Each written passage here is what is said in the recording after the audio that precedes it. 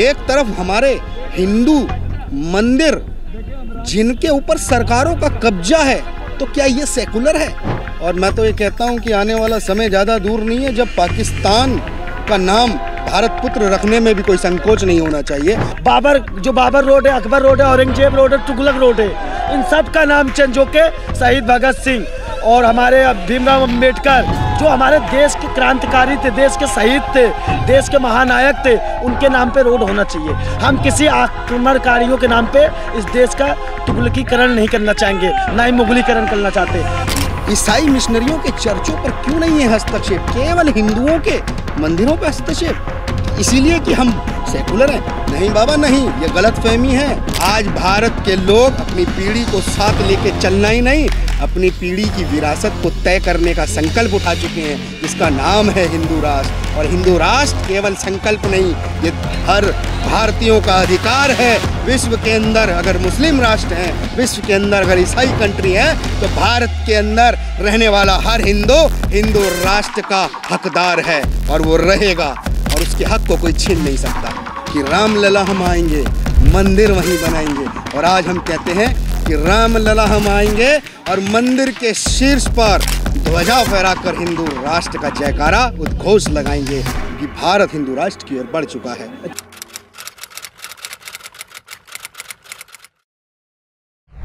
उत्तर प्रदेश में योगी आदित्यनाथ जब से आए हैं तब से कुछ जगहों, कुछ जिलों का नाम बदल दिया है उन्होंने। इलाहाबाद प्रयागराज हो गया है और फिर से लखनऊ को लखनपुरी करने की, लक्ष्मणपुरी करने की मांग उठाई जा रही है और कहीं ना कहीं ऐसा लग रहा है कि लखनऊ का नाम बदला जाएगा। क्या कहेंगे इस पर? बिल्कुल बदला जाएगा और आपत्ति जिसे हो तो वो अपने घर बैठे। भारत का प्रत्येक जिला, प्रत्येक गली, मैं तो कहता हूँ पूरे राम परिवार और 33 कोटि देवी देवताओं के नाम पर और इस देश में बलिदान होने वाले शहीदों के नाम पर ही रखे जाने चाहिए, क्योंकि वो हमारे आदर्श हैं। हमारी पीढ़ी के लिए एक सुनहरा अवसर प्रदान करने की शक्ति दे के गए हैं, तो उनके नामों पर जिले, प्रदेश, और मैं तो ये कहता हूँ कि आने वाला समय ज़्यादा दूर नहीं है जब पाकिस्तान का नाम भारत पुत्र रखने में भी कोई संकोच नहीं होना चाहिए, क्योंकि हम लोग साफ स्पष्ट कर चुके हैं कि भारत की भूमि हिंदू राष्ट्र की ओर संकल्प लेके बढ़ी है। वही संकल्प लेके बढ़ी है जिस संकल्प को हमने राम मंदिर के समय लिया था कि रामलला हम आएंगे, मंदिर वहीं बनाएंगे। और आज हम कहते हैं कि रामलला हम आएंगे और मंदिर के शीर्ष पर ध्वजा फहराकर हिंदू राष्ट्र का जयकारा उद्घोष लगाएंगे, क्योंकि भारत हिंदू राष्ट्र की ओर बढ़ चुका है। अच्छा, ये बताइए कि योगी आदित्यनाथ से पूछा गया, फैज़ाबाद का नाम अयोध्या हुआ, उन्होंने कहा कि राम का जन्म अयोध्या में हुआ था, फैज़ाबाद में नहीं।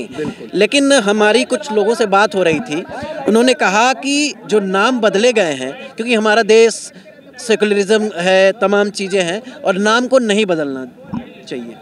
देखिए, देश सेकुलरिज्म है, जो लोग कह रहे हैं पहले कृपया वो ये बताएं कि किस आधार पर देश सेकुलरिज्म में है। क्या सेकुलर होना केवल हिंदुओं ने ही ठेका लिया है?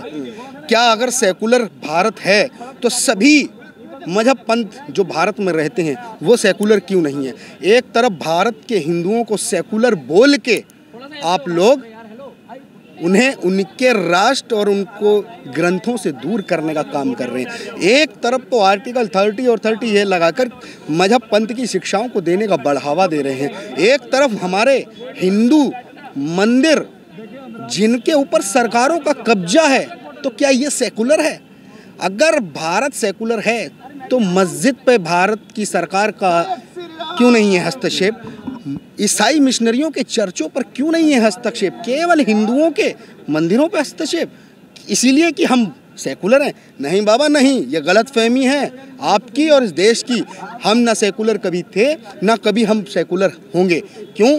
हम लोग धर्मनिरपेक्ष कैसे हैं बताइए? हम लोग देश की एक बहुत बड़ी आबादी है और हम लोगों ने अपने देश में आने वाली जो पीढ़ी है उसके लिए तय किया है कि भारत को हिंदू राष्ट्र देना है। और हिंदू राष्ट्र देना कोई आसान काम नहीं है। हिंदू राष्ट्र कोई सोने की थाली में सजाकर नहीं मिलेगा, उसके लिए भीषण संघर्ष होगा। और भीषण संघर्ष का मतलब ये नहीं कि हम लोगों को युद्ध लड़ना है, हम लोगों को वैचारिक युद्ध लड़ना है, मानसिक युद्ध लड़ना, अपने बच्चों को उस प्रकार अपने अधिकारों को लड़ने के लिए प्रेरित करना है और उनको उनके अधिकारों को जनवाना जरूरी है जिससे वो वंचित हैं। अगर हमारे बच्चे महाराणा प्रताप को नहीं जानते हैं, हमारे बच्चे प्रभु श्री राम की पीढ़ी को नहीं जानते, हमारे बच्चे भगत सिंह के संघर्ष को नहीं जानते हैं, तो फिर ऐसा सेकुलर का पाठ पढ़ाने वाले कृपया बताएं कि चरखे से आज़ादी आई थी देश में। ये तो सबसे बड़ा सेकुलरता का झूठ है कि चरखे से आज़ादी आई। अरे तुमने गांधी के चरखे को सजा दिया, गांधी के चरखे को सजा दिया और भगत सिंह की फांसी को कहाँ हटा दिया, ये भी तो देश पूछता है। कहाँ गई वो फांसी पे चढ़ने वाले वो फंदे, कहाँ गए हमारे देश में जो आज़ादी की लड़ाई लड़ने वाले क्रांतिकारी थे, कहाँ गए, कहाँ गई वो 500 से ज़्यादा रियासतें, कहाँ गए वो रजवाड़े, कहाँ गए? इनका जवाब क्या देगा सेकुलरवाद? ये सेकुलर नहीं, ये केवल हमारे आने वाली पीढ़ी का भक्षणवाद है और इसको त्यागना हमारा काम है। भारत को सुरक्षित राष्ट्र देने का संकल्प हिंदू राष्ट्र जिसके साथ हम लोग आगे बढ़ेंगे। अच्छा, आखिरी प्रश्न ये पूछूंगा आपसे। उत्तर प्रदेश के मुख्यमंत्री योगी आदित्यनाथ पर राहुल गांधी ने एक कटाक्ष किया, उन्होंने बोला कि वो अधर्मी हैं, वो ढोंगी हैं, क्या कहेंगे इस पर? सत्य कहा उन्होंने। विधर्मियों को ना तो ज्ञान है, और एक कहावत है कि किसी व्यक्ति को जब अधूरा ज्ञान होता है तो वो अधूरा ज्ञान सबसे पहले उसी व्यक्ति को परेशान करता है। उसी प्रकार जिस प्रकार आज राहुल गांधी परेशान है, राहुल गांधी के नेता परेशान है, राहुल गांधी की पार्टी पूरी परेशान है। क्यों? इनके पास अधूरा ज्ञान है और आज ये लोग चिंतित हैं कि भारत की जो हिंदुत्व की ओर बढ़ रही है पीढ़ी, वो पूरा ज्ञान अगर पा गई तो इनके तो अस्तित्व पे ताला लग जाएगा।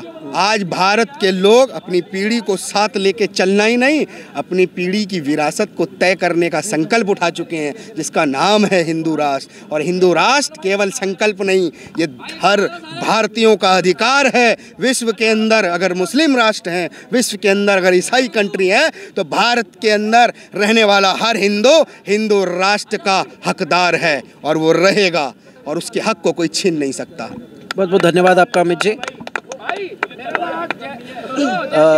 ये बताइए अमित हिंदू जी कि तमाम जिलों के नाम को बदला जा रहा है जी। इलाहाबाद को प्रयागराज किया गया जी, फैजाबाद को अयोध्या किया गया और लखनऊ को अब लक्ष्मण पूरी करने की ताक में है लोग जी। कितना सही है भैया? ये बहुत अच्छा हो रहा है क्योंकि जो हमारी पुरानी संस्कृति है वो वापस आ रही है। जैसे अमित भैया हमारे बड़े भैया ने बोला कि हम लोग जो हमारी पुरानी संस्कृति है वो वापस आ रही है, उसमें हमें गर्व होता है। बाबर रोड है, अकबर रोड है, औरंगजेब रोड है, तुगलक रोड है, इन सब का नाम चेंज होके शहीद भगत सिंह और हमारे भीमराव अम्बेडकर जो हमारे देश के क्रांतिकारी थे, देश के शहीद थे, देश के महानायक थे, उनके नाम पे रोड होना चाहिए। हम किसी आक्रमणकारियों के नाम पे इस देश का तुगलकीकरण नहीं करना चाहेंगे, ना ही मुगलीकरण करना चाहते। हम चाहते जो हमारा जो सनातन का जो भी हमारे सनातन धर्म पे जो राम भगवान थे, शिव भगवान थे, कृष्ण भगवान थे, लक्ष्मण जी थे, इनके नाम से ये देश चलेगा। इस देश को हिंदू राष्ट्र और राम राज्य की तरह चलाएगा। देश तो हमारा सेकुलर है ना साहब। देखिए भैया, सेकुलर है, हम नहीं मना कर रहे हैं, लेकिन सनातन सबसे ऊपर है। सनातन धर्म सबसे बड़ा धर्म है, इसे सबको ही मानना पड़ेगा। सनातन का विरोध नहीं चलेगा। देखिए, मेरे एक दोस्त थे मित्र सपा के और कांग्रेस के, मेरे दोनों ये मेरे साथ ही बैठे थे। तो मैंने कहा कि देखो भैया, सपा के नेता और सोनिया जी के बेटे ये दोनों मनोरंजन लेने की चीज़ है और इनसे ये मनोरंजन का ही काम करते रहे तो ही अच्छा है। मेरे एक सपा के भाई ने बोला कि 2024 में तो मोदी जी आ रहे, उसके बाद कौन? हमने कहा भैया उसके बाद तो योगी जी, उसके बाद योगी जी आएंगे, क्योंकि आप लोग ही आरोप लगाते हो कि मोदी जी दिन में 4 बार कपड़े बदलते। तो हमने कहा रुको, हम एक कपड़े वाले को लाते हैं जो साल भर एक ही कपड़े में गुजार देते हैं बाबा। और बाबा का तो डिसीजन रहता है नो जेल नो बेल, सीधा प्रभु जी से मेल। और एक कांग्रेसी मेरे आके पूछने लग गए तो मोदी जी सब बेच दे रहे। मैंने कहा भैया क्या बेच दिया? उन्होंने कहा ट्रेन बेच दिया। मैंने कहा ट्रेन बेच दिया? कह रहे हाँ। मैंने कहा भैया एक ट्रेन का पहिया खरीदने की औकात नहीं है, चलो एक कील चुरा लो, एक कील चुरा लोगे तो तुम्हारा जिंदगी भर जमानत नहीं होने दूंगा। एक बात बोलूं भाई, हम सनातनी मोटरसाइकिल को कार बना देते हैं और खंबे को तार बना देते हैं। हमें तो मोदी योगी जी ने रोक रखा है, नहीं तो हम सनातनी अखंड भारत में भगवा सरकार बना देते।